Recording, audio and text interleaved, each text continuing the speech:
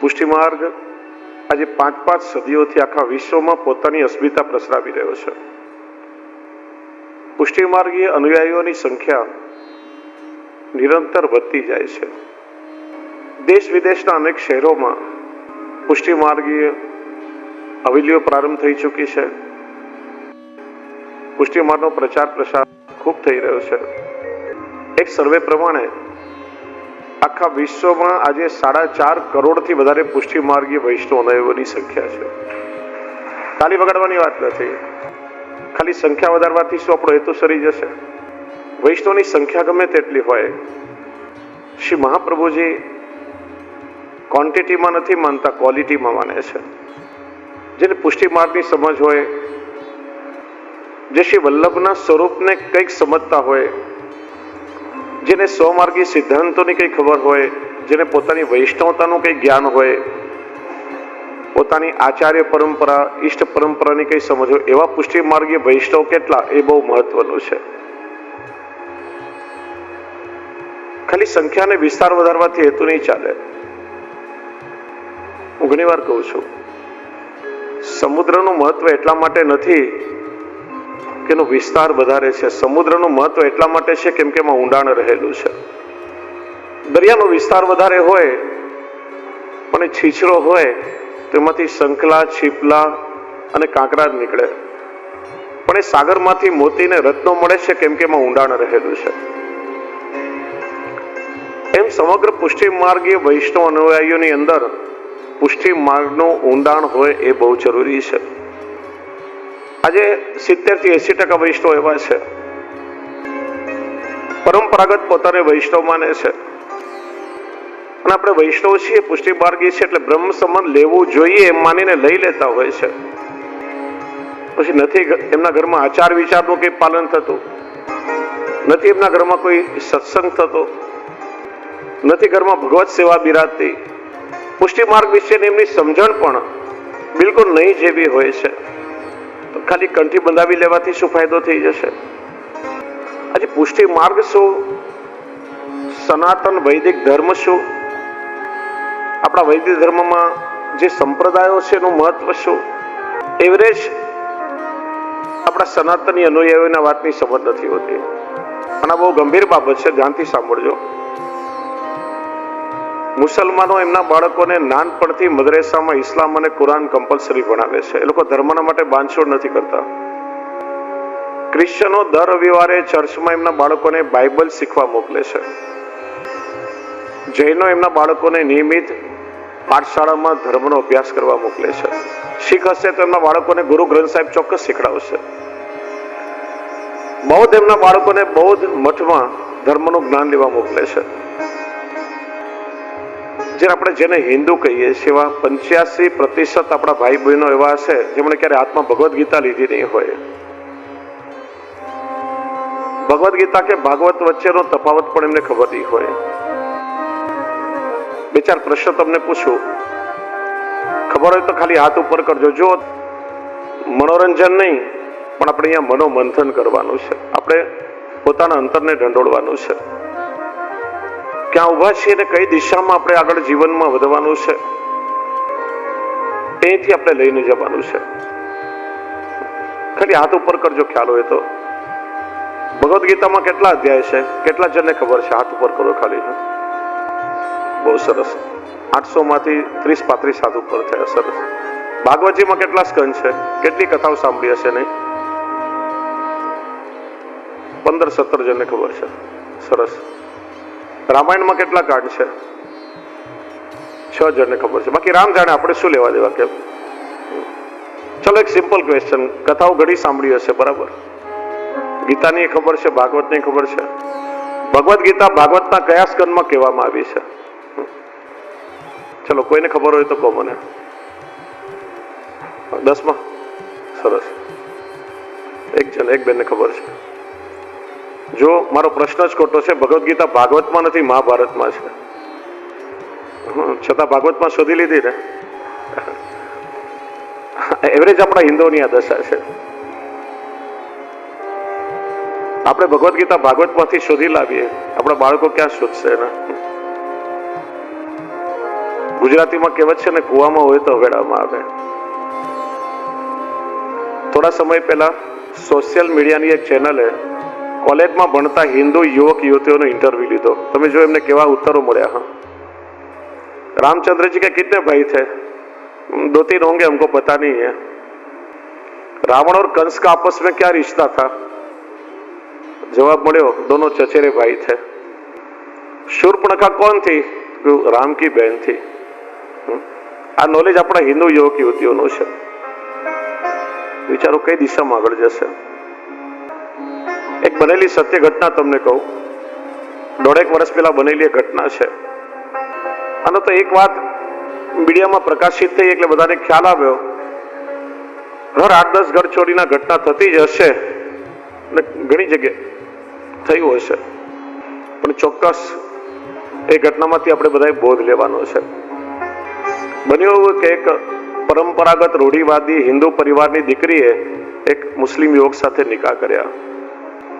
પછી એમના પપ્પાના જે મિત્ર હતા એમને મળવા આવ્યા ઘરે કે आप इतने धार्मिक हो, इतने चुस्त हिंदू हो, आपकी बेटी ने से विधर्मी से निकाह किया, आपने ऐसा कैसे होने दिया? आपने उसे रोका नहीं, समझाया नहीं. तो मेरे पिताए કહ્યું કે મેં મારી દીકરીને પૂછ્યું કે બેટા તે આવું કેમ કર્યું? તો આપણા ધર્મમાં યુવકોની કોઈ કમી આવી ગઈ છે? તને એકથી એક જોઈવા ચડિયાતા યુવાનો મળી શકત. જે પરંપરા રીતિ રિવાજો બધું આપણાથી વિપરીત છે, તું કઈ રીતે રહીશ? તે આવું કેમ કર્યું? ત્યારે દીકરીએ જે ઉત્તર આપ્યો દરેક મા બાપે વિચારવા જેવું છે. પિતાજી 1 વર્ષથી પેલા યુવકના પ્રેમમાં હું હતી. 1 વર્ષમાં એને મને કુરાનના કલમા આયાત બધું શીખડાવ્યું, મને નમાઝ પડતા શીખડાવ્યું. ઘણી વાર હું એની સાથે નમાઝ પડવા ગઈ, મને બધા રીતિ રિવાજો શીખવાડ્યા. હું કોલેજથી જયારે ઘરમાં આવતી, તમે ને મમ્મી હંમેશા ઝઘડતા રહેતા, મને ક્યારે ઘરમાં આવકાર મળ્યો નથી. મનમાં કેટલા બધા પ્રશ્નો હતા, તમે ક્યારે પાસે બેસી અને મારા કોઈ પ્રશ્નનું સમાધાન કર્યું નથી, મને ક્યારે પૂછ્યું નથી. મારી બધી જિજ્ઞાસાઓ એમને મનમાં રહી ગઈ. પેલાના ઘરે ગઈ, મને આવકાર મળ્યો, ઘણી વસ્તુઓ શીખવા મળી. મારા મનમાં એને શ્રદ્ધા જગાડી, સમજી વિચારીને ધર્માંતરણ કરીને પછી મેં એની સાથે નિકાહ કરી લીધા. એક વાતનો જવાબ દો, આ 25 વર્ષમાં તમે મને શું જ્ઞાન આપ્યું, તમે મને શું શીખડાવ્યું કે જેનાથી હિન્દુ ધર્મ પ્રત્યે મારી લાગણી કે ભાવના થાય કે મને કઈ પ્રેમ થાય? પિતા નતમસ્તક થઈ ગયા. કોઈ જવાબ નથી એમની પાસે. વાત પણ સાચી છે. આપણે આપણા બાળકોને 18-20 વર્ષમાં કયો જ્ઞાન આપ્યું, કયો સત્સંગ કરાવ્યો કે જેના કારણે એમને ધર્મ સાથે જોડાવાનું મન થાય, કે એમની ભાવના જાગે? ઉલટું આપણે આપણા બાળકોને ધર્મથી દૂર કરીએ છીએ. ઘરમાં ઠાકોરજીની સેવા વડીલો કરતા હોય, બાળકના મનમાં જિજ્ઞાસા થાય, નજીક આવે, એ બેટા દૂર જા, ભાગ અહીંથી, આગા ખસો, તમારું કામ નથી, બહુ નાના છો, હમણાં તમારાથી અહીંયા ના અવાય, આ બધું છોવાઈ જાય. એ બાળકની જાગતી ભાવના એ આખી ધોવાઈ જાય. ક્યારે પણ પછી એને ઠાકોરજીની નજીક આવવાનું મન જ ના થાય. કોઈ ભાવવાળા વૈષ્ણવ પરિવારની દીકરી ઘરમાં વહુ બનીને પરણીને આવી હોય, સાંજે કે સાસુને મમ્મી હવેલીમાં શહેરના દર્શન કરવા જાઓ, બહુ નાના છો તમે હજી, હમણાં બહુ વાર છે, લોકો શું કહેશે, ભક્તાની થઈ ગયા, હમણાં કઈ જવાની જરૂર નથી. આપણે આપણા બાળકોને પાઠશાળામાં હવેલીમાં ભણવા મોકલતા, નથી સત્સંગમાં કોઈ રુચિ. વિચારો કે આપણા બાળકોનું ભવિષ્ય એમને ક્યાં લઈ જશે? અને આ બધી જે પરિસ્થિતિ છે અત્યારે આપણે સૌ અનુભવી શકીએ છીએ. આખા વિશ્વમાં 59 ઇસ્લામિક રાષ્ટ્રો છે જ્યાં શરિયતના કાનૂન લાગે છે. 150 થી વધારે ક્રિશ્ચિયન રાષ્ટ્ર છે જ્યાં રાષ્ટ્ર ધર્મ ક્રિશ્ચિયન ધર્મ છે. સાઉથ એશિયામાં, દક્ષિણ એશિયામાં 12 બૌદ્ધ રાષ્ટ્ર છે. Thailand, Cambodia, Japan, Sri Lanka, China, Burma, જ્યાં રાષ્ટ્ર ધર્મ બૌદ્ધ ધર્મ છે. જ્યારે આપણે 85 કરોડ હિન્દુ ભાઈ બહેન મળી આઝાદીના 76 વર્ષ પછી ભારતને હિન્દુ રાષ્ટ્ર નથી બનાવી શક્યા, કેમ કે હજી પણ આપણે ભાગવતમાં ભગવદ્ ગીતા શોધીએ છીએ, કે નથી રામાયણની સમજ, નથી મહાભારતનું કોઈ જ્ઞાન, નથી પોતાના સંપ્રદાયના મૂળની ખબર. ખાલી પરંપરાગત રૂપમાં, વારસાગત રૂપમાં આપણે કંઠી બંધાવી ધર્મ સ્વીકારીને પોતાની જાતને ધાર્મિક માનવાનો દોડ કરીએ છીએ. સવાર સાંજ બે ટાઈમ હવેલીમાં દર્શન કરી આવ્યા, 2-5 માળાઓ ફેરવી લીધી, કઈ કથામાં અડધો કલાક જઈને બેસી આવે, આપણે બહુ ધાર્મિક થઈ ગયા. ધર્મ એ કેવલ ક્રિયાકર્મમાં સમય જતો નથી. જ્યાં સુધી એ ધર્મનું ઊંડાણ તમારી અંદર નહીં હોય, તમે જે ક્રિયા કરો છો શા માટે કરો છો, એ પાછળનો હેતુ શું છે એ સમજ નહીં હોય, ત્યાં સુધી ક્યારે ઉત્સાહ તમારી અંદર નહીં આવે. માથા પર લાદેલા એક બોજાની જેમ ધર્મનો ખાલી ભાર વહન કરવો પડશે. અને એ જ કારણ છે કે હજારોની સંખ્યામાં આપણા હિન્દુ આજે કન્વર્ટ થઈ રહ્યા છે, ધર્માંતરણ કરી રહ્યા છે. ત્યારે તમે છાપામાં એવું નહીં વાંચો કે અન્ય ધર્મના કોઈ લોકો હિન્દુ થયા હોય, જ્યારે હજારોની સંખ્યામાં આર્થિક પરિસ્થિતિ કે ધાર્મિક અજ્ઞાનતાનો લાભ લઈ હજારો હિન્દુઓને આજે ધર્માંતરણ કરવામાં આવી રહ્યું છે. આખા વિશ્વમાં એક આ દેશ એવો છે જેમાં આપણે બહુમતીમાં અત્યારે છીએ, આગળની ખબર નથી, ને છતાંય આપણા દેશને આપણે હિન્દુ રાષ્ટ્ર કહી શકતા નથી. ભારતને ભારત કહેવા માટે લોકો તૈયાર નથી. ઇન્ડિયા નામ ગમે છે, કારણ કે આપણને વસ્તુની ખબર જ નથી. ઇન્ડિયન કોને કહેવાય, હિન્દુ કોણ છે, શું છે, આપણું મૂળ શું, કઈ ખબર જ નથી. જે લેવલ આપણા પર લગાડી દેવામાં આવ્યો અને આપણે લોકો એને સ્વીકારતા ગયા. ખાલી માનસિક ગુલામીમાંથી હજી સુધી આપણે છૂટ્યા નથી. વાસ્તવમાં આપણા દેશનું નામ ઇન્ડિયા પણ નથી, હિન્દુસ્તાન પણ નથી, ભારત જ છે. કે નથી આપણે હિન્દુ, આપણી સંસ્કૃતિ આર્ય સંસ્કૃતિ છે ને આપણી પરંપરા એ વૈદિક પરંપરા છે. આપણો ધર્મ સનાતન વૈદિક ધર્મ છે. ધર્મ અને સંપ્રદાય બંને જુદી વસ્તુઓ છે. મોગલોએ આપણને કીધું Hindu, yes we are Hindu, સ્વીકારી લીધું. અંગ્રેજોએ લેબલ લગાડ્યું Indian, yes we are Indian, સ્વીકારી લીધું. તમે ઉર્દુ ડિક્શનરીમાં જુઓ, અરબી ડિક્શનરીમાં જુઓ, ફારસી ડિક્શનરીમાં જુઓ, હિન્દુનો અર્થ હિન્દુ એટલે કાફિર, હિન્દુ એટલે પછાત, હિન્દુ એટલે ચોર લૂંટારા, હિન્દુ એટલે હલકા. અને મોગલોએ આપણા દેશનું નામ કહ્યું હિન્દુસ્તાન. 2 દેશનું વિભાજન થયું, બીજો દેશ પાકિસ્તાન, પાક એટલે પવિત્ર, પવિત્ર લોકોનો દેશ, અને હિન્દુસ્તાન એટલે કાફીરોનો દેશ, અને આપણે સ્વીકાર્યું હિન્દુસ્તાન. ઓક્સફોર્ડ ડિક્શનરીમાં તમે જો ઇન્ડિયન એટલે પછાત, ઇન્ડિયન એટલે ઓર્થોડોક્સ, નિરક્ષર અજ્ઞાની લોકો. અને તમને કદાચ ખ્યાલ હશે જૂની પેઢીના લોકોને કે બ્રિટિશરોના વખતમાં દરેક અંગ્રેજોના ઘરની બહાર લેબલ લગાડવામાં આવતું dogs and Indians are not allowed. આ ઇન્ડિયનોની વ્યાખ્યા છે અને આપણે લોકોએ સ્વીકાર્યું વે આર ઇન્ડિયન. આપણા દેશનું નામ ભારત છે. ભા એટલે જ્ઞાન, રત એટલે લિપ્ત, જ્ઞાનથી ભરેલા લોકો. જ્યાં દુનિયાના દેશ વિદેશના લોકો જ્ઞાન મેળવવા માટે આપણા દેશમાં આવતા. આપણી પરંપરા આર્ય પરંપરા છે. તમે રામાયણ જુઓ, ભગવદ ગીતા જુઓ, કૃષ્ણ અર્જુનને શું કહે છે? ઉઠો આર્યપુત્ર, ઉઠો હિન્દુ, જાગો હિન્દુ, એવું નથી કહ્યું. ભાગવતમાં કે અન્ય પુરાણોમાં તમે જો આપણા દેશનું નામ ભારત જ છે, ઇન્ડિયા નથી. અને બધાને મળીને સપોર્ટ કરવું જોઈએ વાસ્તવમાં કે આપણા દેશનું નામ ભારત જ બને અને ભારત જ હોવું જોઈએ. જે પૌરાણિક કાળથી ચાલ્યું આવ્યું નામ છે, કોઈ લગાડેલો લેબલ નથી. ભાગવતજીમાં પણ ભારત શબ્દનો જ ઉલ્લેખ છે. પણ આપણા લોકોની અજ્ઞાનતા અને નિરક્ષરતાનો લાભ લઈ જે કંઈ કહેવામાં આવ્યું, જે પણ આપણા પર થોપવામાં આવ્યું, આપણે એને સ્વીકારતા ગયા છે. આ બધામાંથી આપણે લોકોએ બહાર નીકળવું પડશે. આપણા મૂળ પરંપરાની સમજ કેળવવી પડશે અને આપણા બાળકોને આપવી પડશે. અત્યાર સુધી જેને આપણે ભલે આર્યમાં તમે નહીં સમજો, કેમ કે કદાચ એક જનરેશન નીકળી જશે આ બધું સ્વીકારવામાં. જે આદત પડી છે જલ્દી ના છૂટે.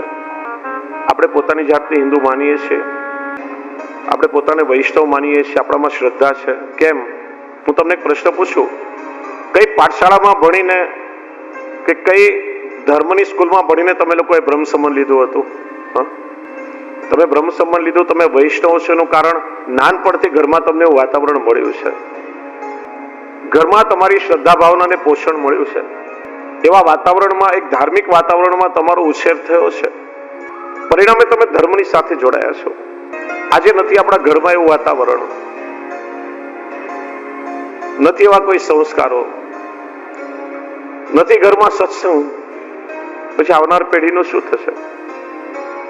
જો હું કહું છું, તમારો અનુભવ હશે, આજે 80% વૈષ્ણવ ભાઈ બહેન જેમના ઘરમાં ઠાકોરજીની સેવા બિરાજે છે, બધાના મનમાં એક જ પ્રશ્ન છે કે અમારા પછી અમારા ઠાકોરજીનું શું થશે? સાચી વાત કે ખોટી? હા કે ના? પાછા ગુરુ ઘરે તો નહીં પધરાવી દેવા પડે?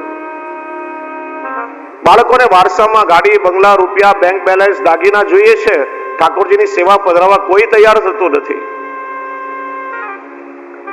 હર 15 દિવસે મહિને એક ઠાકોરજી અમારે ત્યાં ગ્વાલ મંડળીમાં પધારતા જોઈએ છે. અમારાથી સેવા નથી થતી, બાના ઠાકોરજી છે. આજે ઘરમાં બાળકોને પૂછો કે ઘરમાં બિરાજે ઠાકોરજી કોના? બાના, દાદાના ઠાકોરજી. બાળકોને ક્યારે એવું લાગતું નથી કે અમારા ઠાકોરજી છે. આપણે લોકોને લાગવા દીધું નથી, એટલા માટે ઘરમાં ઠાકોરજી બિરાજતા હોય, દરેક વૈષ્ણવને, દરેક પરિવારના સદસ્યને એવું લાગવું જોઈએ કે આ અમારા ઠાકોરજી છે, મારા પ્રભુ છે. શ્રી મહાપ્રભુજી આપણા પર કેટલી મોટી કૃપા કરી છે. શ્રી મહાપ્રભુજીથી પેલા અનેક આચાર્યો થયા, સંતો થયા, મહાપુરુષો થયા. ઘણાએ કહ્યું, ચાલો અમે તમને ભગવાનના ધામ સુધી પહોંચાડીએ, અમે તમને ભગવાનના દર્શન કરાવીએ. એક માત્ર શ્રી વલ્લભાચાર્ય મહાપ્રભુજી એવા આચાર્ય થયા, આપે આજ્ઞા કરી કે ના, મારે તમને કોઈને ભગવાનના ધામ સુધી જવાનો પરિશ્રમ પણ નથી કરાવવો, મારે તમને કોઈને પ્રભુના ધામ સુધી નથી લઈ જવા, પણ પરબ્રહ્મ પૂર્ણ પુરુષોત્તમ શ્રી કૃષ્ણ નંદ નંદનને એક એક વૈષ્ણવના ઘેર ઘેર પધરાવીને હું એક એક વૈષ્ણવનું ઘર નંદાલય બનાવી દઉં, એક એક વૈષ્ણવના ખોળામાં હું પ્રભુને ખેલતા કરી દઉં. એ દેવી અનુભૂતિનો માર્ગ શ્રી વલ્લભે બતાવ્યો છે. દૈવી જીવના ઉદ્ધાર માટે આપણે કેટલો અથાગ પરિશ્રમ કર્યો છે, અને આપણે શ્રી વલ્લભનું શું ઋણ ચૂકવી રહ્યા છીએ? ષોડશ ગ્રંથના પાઠ આપણને મૌખિક કડકડાટ આવડતા હોય, 5-7 પાઠ એવા છે, યમનાષ્ટક, સિદ્ધાંત રહસ્ય, ચતુશ્લોકી, કૃષ્ણાશ્રય, નવરત્ન, જે બધાને આવડતા હોય. પૂછો કે આ પંક્તિનો અર્થ શું? કોઈને ખબર ના હોય. મૌખિક કડકડાટ પાઠ કરવાથી શું ચાલવાનો હેતુ સરી જશે તમારો? વૈષ્ણવને મોટે ભાગે એ પણ ખબર નથી કે આ પાઠ એ શું છે. 3 પ્રકારના ગ્રંથો આપણે ત્યાં છે.